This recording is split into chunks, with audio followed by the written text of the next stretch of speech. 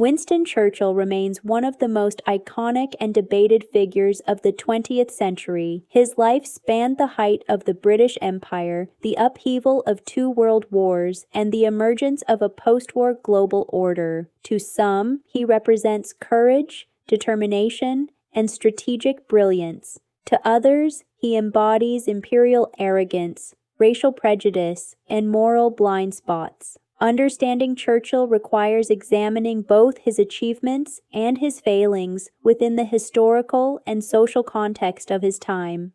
Churchill's most celebrated role was as Britain's wartime leader. In May 1940, when Nazi Germany had conquered much of Western Europe, Britain faced the threat of invasion. France had fallen, and the British Expeditionary Force had been evacuated from Dunkirk under dire circumstances. Morale was low and political leadership uncertain.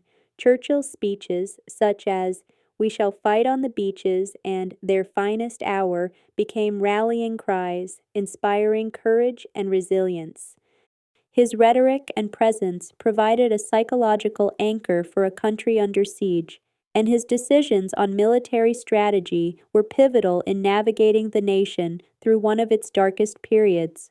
Beyond the speeches, Churchill was deeply involved in strategic planning. He consulted generals, coordinated with allies such as the United States and the Soviet Union, and made high-risk decisions that shaped the course of the war. His insistence on fighting rather than negotiating with Hitler was controversial, but many historians credit his resolve with keeping Britain in the war long enough to contribute decisively to Nazi Germany's defeat.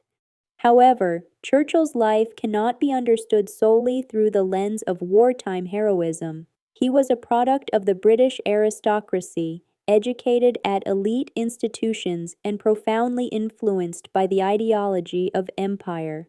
Early experiences as a military officer and war correspondent exposed him to the realities of imperial control, and he consistently defended British supremacy, hierarchy, and the so-called civilizing mission. These views shaped policies that had devastating consequences for millions under colonial rule.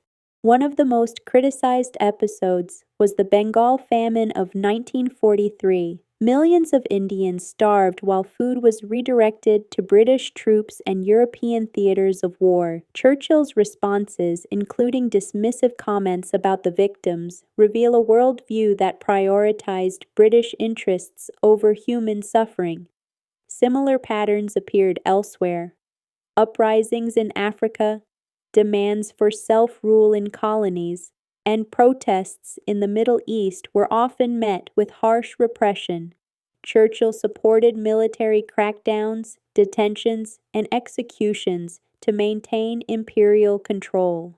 These actions, while consistent with his strategic priorities, inflicted long-term suffering and shaped a perception of Churchill as a leader unwilling to adapt to changing global realities. At the same time, Churchill was a complex and multidimensional figure. He was an accomplished writer and historian, earning the Nobel Prize in Literature in 1953. His writings reveal analytical skill, historical insight, and literary talent. He was also known for wit, charm, and charisma, which allowed him to inspire colleagues, citizens, and allies alike. Yet, his personal qualities included stubbornness, imperiousness, and occasional moral blindness, traits that influenced both his victories and controversies. Even within Europe, Churchill's wartime strategies were morally complex. Strategic bombing campaigns over German cities caused tens of thousands of civilian casualties. Intended to weaken Nazi Germany and shorten the war, these actions remain ethically debated. Churchill defended them as necessary, highlighting the tension between military strategy and humanitarian considerations, a tension that is central to evaluating his legacy. Churchill's post-war period further complicates the narrative. Despite leading Britain to victory, he lost the 1945 general election to the Labour Party, reflecting public desire for social reform and reconstruction. Yet internationally, his stature remained immense. He emerged as a key figure in the early Cold War, warning against Soviet expansion and advocating alliances to preserve democracy. His speeches about the Iron Curtain across Europe shaped international policy and framed the ideological struggle of the coming decades. However, his approach to colonies remained unchanged. In India, Churchill opposed independence and expressed disdain for political leaders, prolonging conflicts and contributing to famines and unrest. In Africa, he supported harsh measures against rebellions, including in Kenya during the Mau Mau uprising. In the Middle East, nationalist movements were suppressed to safeguard British interests, often at the expense of local populations.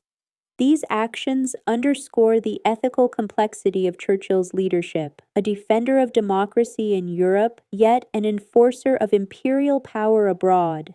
Churchill's contradictions extend to his personal life. Known for cigars, brandy, and painting, he projected confidence and charm, but could be imperious, dismissive, and resistant to advice. Allies admired his strategic vision, yet often navigated around his stubbornness. His duality reflects the broader tensions of leadership in turbulent times. The same qualities that inspire can also harm.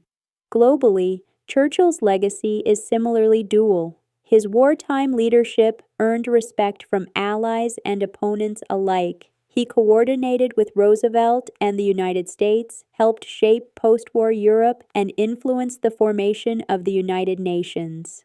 Yet his decisions regarding colonies reveal a prioritization of British power over humanitarian considerations. Famines, uprisings, and nationalist movements were managed pragmatically, often ruthlessly, reinforcing his reputation as a leader whose brilliance coexisted with moral blind spots. Churchill's worldview was rooted in hierarchy, order, and British superiority. His statements on race, support for imperial authority, and reluctance to grant self-rule highlight an enduring tension between strategic goals and ethical responsibility. Historians and critics continue to debate these aspects of his character, showing that admiration and condemnation can coexist when evaluating historical figures. Even today, Churchill's influence is visible. Statues, museums, and public memorials commemorate his achievements, while scholarship scrutinizes his policies and worldview. His life illustrates the interplay between personality, context, and historical consequence. Stubbornness, eloquence, and moral certainty shaped both victories and controversies, demonstrating the weight of leadership and the ethical dilemmas of power. Ultimately, Winston Churchill embodies the complexity of human achievement and moral ambiguity. He represents courage, intellect, and resilience, yet also arrogance, prejudice, and ethical contradictions. His leadership saved millions from tyranny, while simultaneously perpetuating suffering in colonies. Evaluating Churchill requires acknowledging both aspects, the heroism and the harm, the vision and the blind spots. The central question remains unresolved. Was Churchill a hero who defended democracy, or an imperialist blinded by racial and national pride? Or perhaps he was both, a man whose greatness and failings coexist, challenging historians and audiences alike to reflect on leadership, morality, and history itself. Churchill's life invites us to consider the broader implications of power, responsibility, and human complexity. It reminds us that history is rarely black and white, and that leaders may embody contradictions as profound as the eras they navigate.